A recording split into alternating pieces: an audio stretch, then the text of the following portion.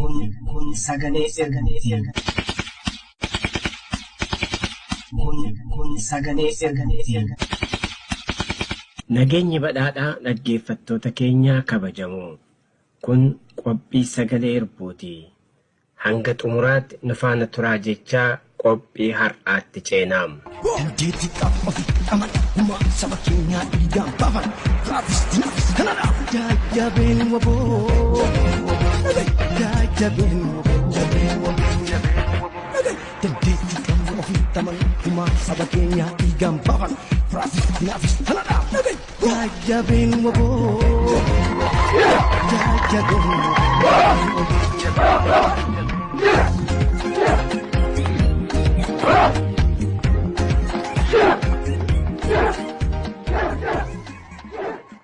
Maamilli qophii keenyaa isin habaraaru jedhanii waan gabaabduu nu ergan.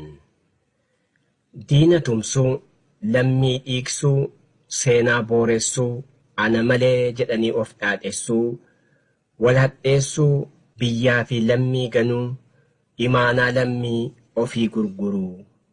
Rabbi irraa isin habaraaru jedhu. Of tuultuu ganda keessaa leelliftuu halagaa kunuunsituu nafxanyaa ka arrabni lamaa faarsaa halagaa cabsaa firaa irraa Waaqayyo isin habaraaru jedhan.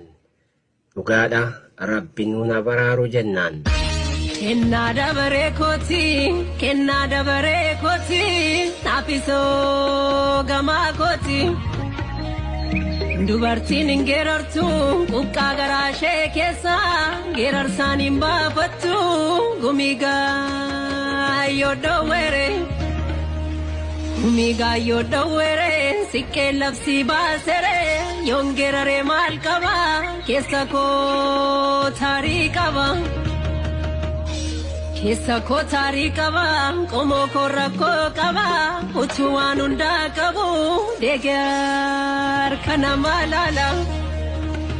Utuu waan hundaa qabu deeggar kana maalala saba koo guddicha koo kana kaa dhukkubni koo dhaga'i geerarsa koo.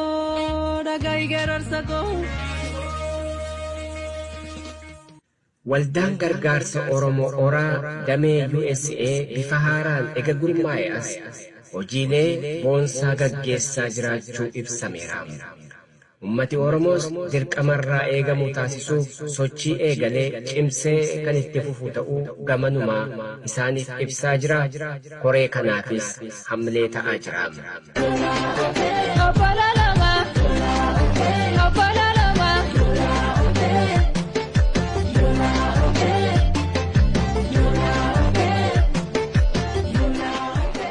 Oraan ummata isaaf wabiidha. Lammiin lammiif akka birmatu haala mijeessee bakkaan ga'uuf dhaabbate. Lammiilee keenya bifa garaagaraan gargaarsa saba isaanii eegan bira ga'uuf lammii ijaaruu fi hirmaachisuu cimsee itti fufeera.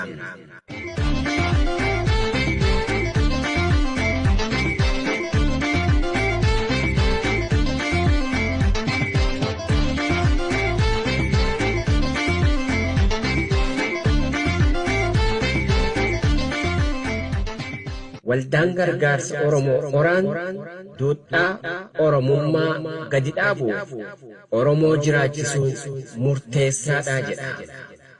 Oromoo jiraatee Oromummaa fi Oromiyaa dhaalchisuu waan taateef lammii ofii jiraachisuuf lammii isaa gargaaruu qaba. Kanaaf lammii keessan lubbuu guyyaa tokkoo turfachuuf rakkate dadhabee dhaqqabaa jedhama. Waldhaansaan, barnootaan, deeggarsaan, fayyaadhaan kanneen kana fakkaataniin lammii keenya waliin dhaabbachuu kan barbaaddan Oraa haasofsiisaa Oraatti kottaa jedhu.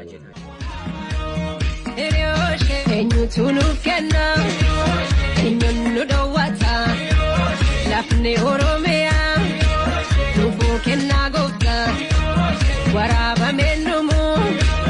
Sabni koo galaana yartuun hin bitamnu irra dhangalaana.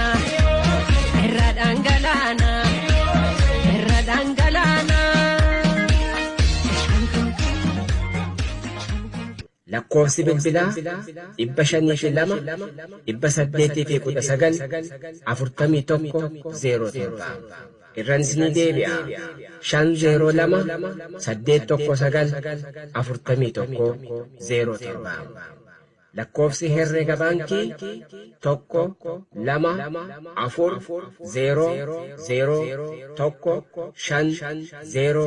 1-2-4-0-0-1-5-0-3-8 waldaa gargaarsa Oromoo Oraa Damee USA. Abjuun koo dhugaadha, kan abjuu argeera, kunoo karaa bahaa, boruun barraaqeera, boruun bilisummaa, boruun kan tokkummaa, heroon kun kan keenya, heroon kan tokkummaa, heroon bilisummaa, heroon kan tokkummaa, heroon kun kan keenya. Heroon bilisummaa, heroon bilisummaa, heroon kan tokkummaa, heroon kan tokkummaa, heroon bilisummaa, heroon bilisummaa, heroon kun kan keenya, heroon kan tokkummaa. Oromoon waan nama salphisu tokkoon kolfa saree jedhee itti mammaakama. Dr. Ashaagireen guutuu guututti kallattiin jalaa baddeetti.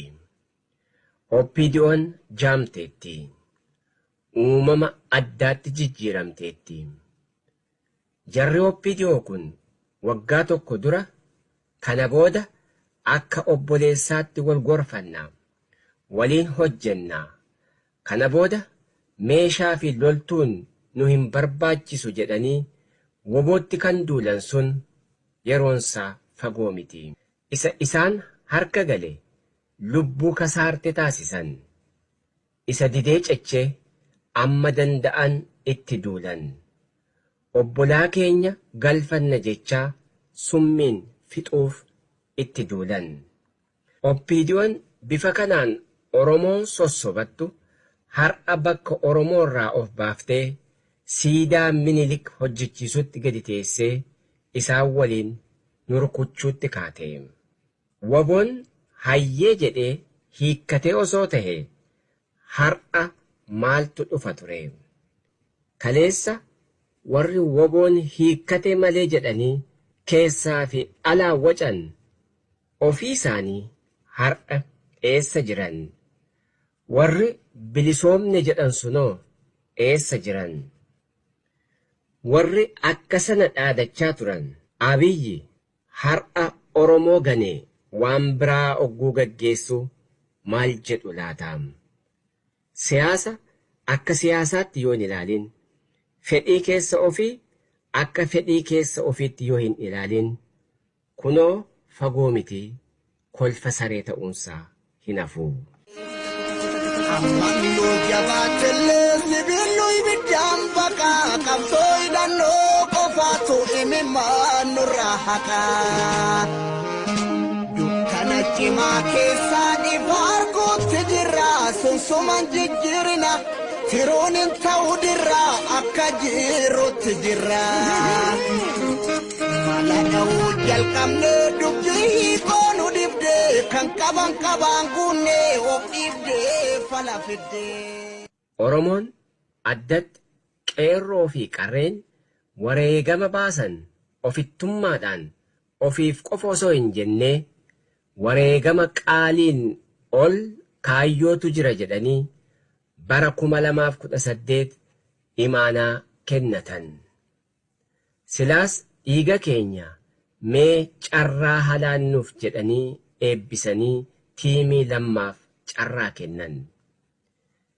Namoonni hedduun kan dogoggoran, OPDO'nis kan dogoggorte, qeerroon wareegama itti baafte sana kaayyoo sana natti laatte jedhanii of gowwomsaa turan. Qeerroon wareegama isaa gonkumaa dabarsee hin kennine hin kennus.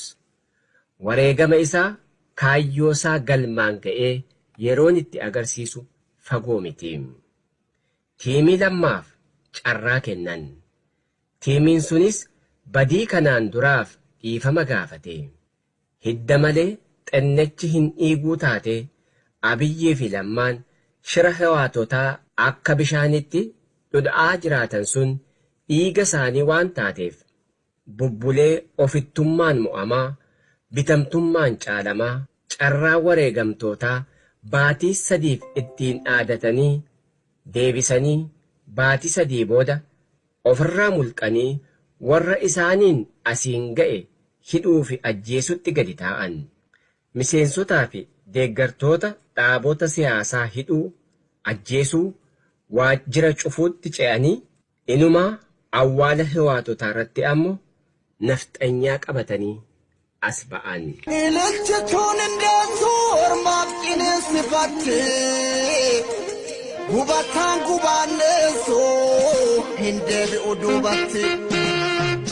Hayyuun alangeeraase herri kan makoobilee fuullee duulaaf bobbaase akka abbootii durii. Horma dhugaaf boratu biyyeenuu ijaan buutu booda ofiinuu duutu namaamee ofuutu. Nafxanyaan bara 2004 kaasee Oppiidiyoo keessatti of ijaaraa jiraatte. Oppiidiyoo addatti ashaagiree ani waanan jedhe malee jedhu qabattee as baatee Oromootti duuluu, hidhuu, ajjeesuu, godaansisuu, koomaand poostiin sochii dhorkuu irra geessee jirti.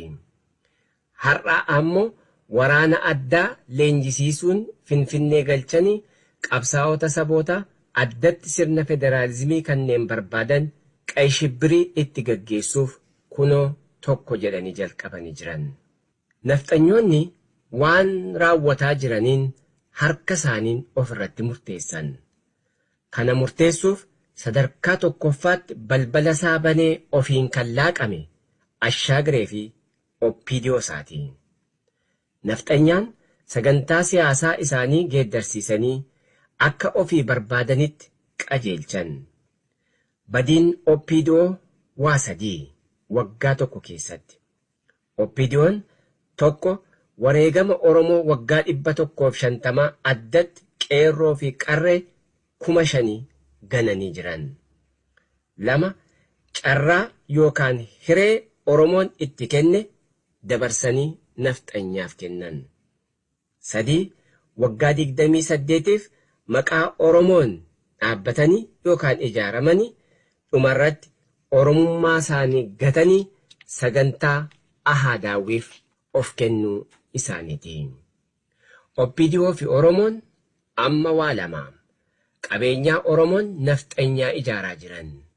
Gibira Oromoon kaffaluun madda marii maxxansu raabsu. Halagaa addatti nafxanyaa bajeta ramadanii Oromiyaa keessa bobbaasaa jiran. Oromoo qalbifadhu.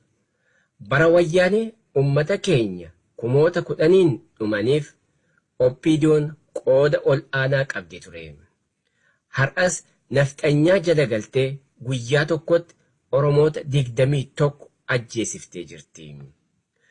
Oromoof karaa gabaabaa fi xumuraa dhihaateera. Gidiraa waggaa 28 kanaaf sababaan Oppiidiyoodha. Ummati Oromoo sochii amma eegaleen waan salphaan kaabinee Oppiidiyoo gandaa hanga godinaa warri Finfinnees caffee Oromiyaa keessaa haxaa'anii baasuudha.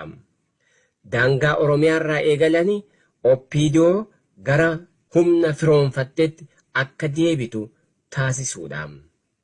Masaraa mootummaatti qofa hin gamiinaa.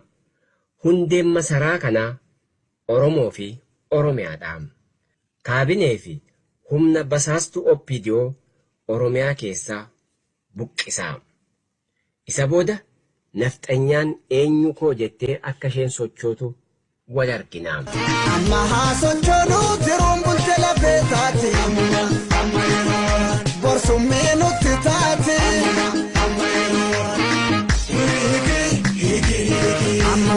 Amma yeroon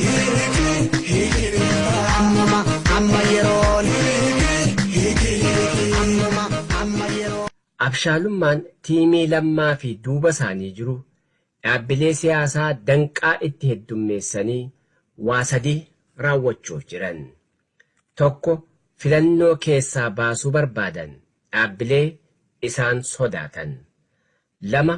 Yeroo dorgommii ummata dammaqsuu, kaadhimamtoota dhiyeessuu qopheessuu, ummata mariisisuu jalaa dhiphisanii akka barbaadan gochuu barbaadan. 3. Dhumarratti ofiin bakka bal'aatti akka injifatan murteeffatanii irratti hojjechaa jiran. Nafxanyoonni Abiyyiin qabatanii waan gochuu barbaadan 2. 1. Sababaa jeequmsaan filannoo achi butuu barbaadan. 2. Fonqolcha gaggeessuu yookaan Abiyyiin akka barbaadanitti qabatanii labsii madda marii fi izaam kan jedhamu kana labsachuudhaan. Maaliif humna ijaaranii ilmaan sabootaa, qabsaa'otaa, qaroo fi hayyoota addatti warra sirna federaalizimii hordofan ajjeesuu barbaadan? Waa lamaa fi 1. Namoota kana ajjeesanii kaayyoo isaanii dhaamsuuf. 2. Sabootaan walitti bu'anii walitti bu'iinsa ummataa kaasuun labsii yeroo hatattamaa labsisiisanii biyyattii naannoleen osoo hin taane masaraa 4 kiiloo irraa abboomuuf deeman. Oromoo fallisaa maaliree?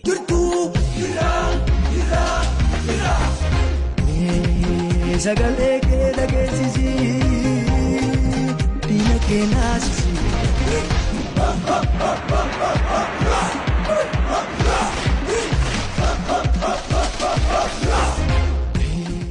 Sochii qeerroon amma eegale tasumaa dhaabbachuu hin qabu.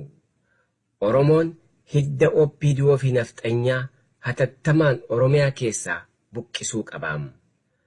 Sochii baruu fi barsiisuu, hojjechuu, daldaluu yeroof dhaabuun barbaachisaadha. Finfinnee guutummaatti hagabsuun barbaachisaadha. Finfinneen handhuura Oromiyaa ta'uu ishee kaartaa qofaan osoo hin taane haala jiruu fi jireenyaan itti argisiisuudha. Oromoon gonkumaa durfamuu hin qabu. Ashaagireen paarlaamaa eeggaddaarratti dhaabbileen siyaasaa sabootaan gurmaa'an dulloomanis yaada waggaa 40 duraa hin dhiifne jedheem. Har'as waan kana hin dhaabin jiru dhiisuufis hin jiranii jedhe. Kun immoo biyyaaf nagaaf amansiisaa miti jedhee arraba isaan dubbate. Kaleessa garuu kottaan araaramna waliin hojjenna jedhee waameeraam. Kana jechuun garuu maal jechuudha?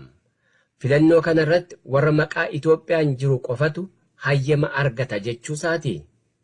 Kanaaf OPDO irraa baanee biltsiginnaa kan jedhuun dhufne jechuufi. Kanaaf tiimiin guyyaa saafaan nu gante sabummaa keenya gurgurteef obsi qabnu dhaabbatee gootummaa isaaniin gara aangootti fideetti agarsiisuun qoricha isaaniiti. OPDO'n Oromoo bakka hin buutu. OPDO'n maqaa Oromoon ture har'a biltsiginnaa dirijjit jechuuf deeman. Kun fedhaa fi filannoo Oromoo miti.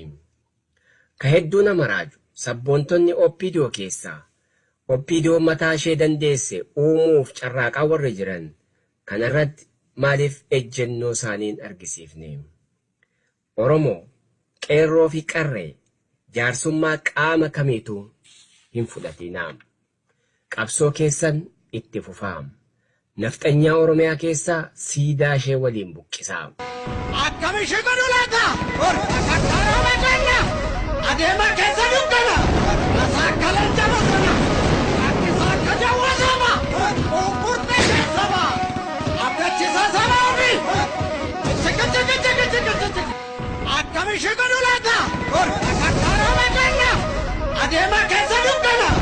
Asaakkaleen jabatana. Akkisaa akka jawwaasama. Qurqurtee keessama. Abdachiisa sabaafi.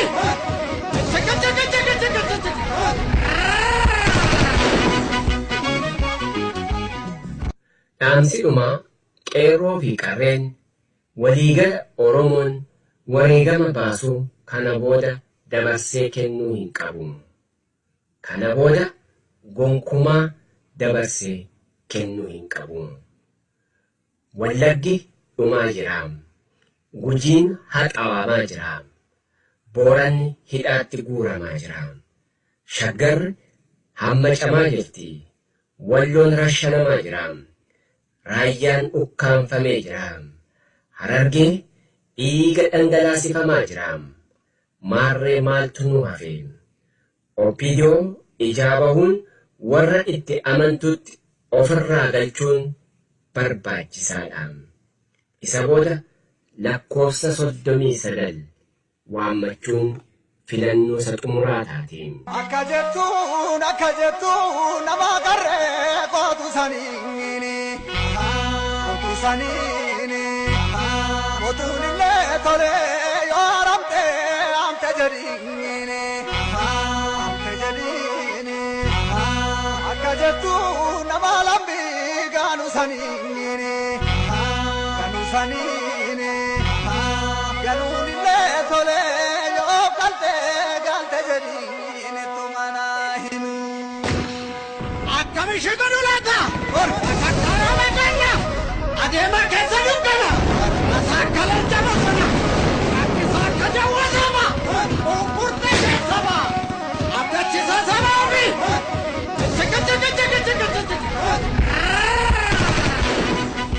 Woboo abdii Oromoo qeerroo utubaa hegeree Oromoo jajjabee kukuullee too qarree mataa daabeekoo hegeree kee tolfadhu waadaa kee deeffadhu imaanaa kee kabachiifadhu gantoota saree wayyaaneetti darbadhu qeerroo utubaa qabsoo woboo mirkaneessituu Oromummaa Oromoo jajjabee qoricha qomoo qarree utubaa qabsoo qabdee hin gadhiisin cuftee hin deebisteen baniin dhaadattee hin laafatiin murattee hin midhatiin imaanaa kee deeffadhu gonkumaa hin sodaatin obsi kee haga'u kennaan kee hadeebi'u Oromoon Oromiyaaf Oromiyaan Oromoof haa ta'u xuriin qulqulluu golgee qulqulluun xuriin haguugamee haqi ukkaamamee fedhiin haqaa hanqaaqamtee har'a kunoo bakka barcumaa yaabbattee lubbuu keetti qoostee dhiiga keerra sirbitee lafee keen jiraachuu feete. Egaa cufteettaa hin baniin qabdeettaa hin gadhiisin hiree laattee ganamteetta kanarra yoo deemte of awwaalta. Egaa cufteettaa hin baniin qabdeettaa hin gadhiisin hiree laattee ganamteetta kanarra yoo deemte of awwaalta. Oromoo cabsitee Oromummaa godaansista. Akka jettuun nama qarree kootu saniini. Mootuun illee tolee yoo amte jedhiini. Akka jettuun nama lambii gaanu saniini. Ganuun illee tolee yoo galte jedhiini tumana himu. Akkami shiqanu